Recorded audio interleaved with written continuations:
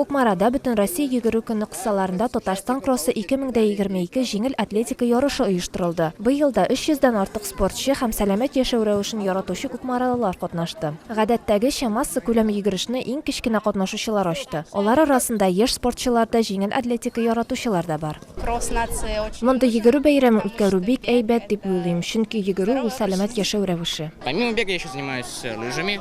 Йөгерүдән тыш, мин әле чаңгыда да йөрим. Робототехника һәм физик күнегүләр белән шөгыльләнәм. Йөгерү бәйрәмен үткәрү традициясе 2004 елда сәламәт яшәү рәвешен пропагандалау һәм халыкны физик культура белән шөгыльләнүгә җәлеп итү максатыннан барлыкка килде. Мы как соревнования проводим. Татарстан кроссын без ярыш формасында үткәрәбез. Призлы урыннарны алучыларга медаль, грамота һәм акчалата бүләкләр әзерләдек. Быел барлык катнашучылар өчен дә дистанция бер тигез иде. Барысы да бу бәйгегә бик җитди әзерләнгәннәр һәм финишка бар көчләрен туплап чаптылар.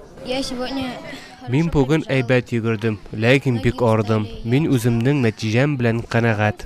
Шәһәр башкарма комитеты һәм советы, предприятие оешмалары җитәкчеләре, белем бирү оешмалары директорлары, балалар бакчалары мөдирләре аеруча зур активлык күрсәтте. Йөгерү минем хобби. Мин кыш көне чаңгыда йөрим, җәй көне йөгерәм. 4 минутта йөгергәнмен, канәгать бүгенгесе белән. Әле узган елларны ортырак чыгады 4 минутта. Яшь барган сайын результат әйбәтләнеп бара. Бу яшьтә йөгерү башлау, йөгерү бик әйбәт.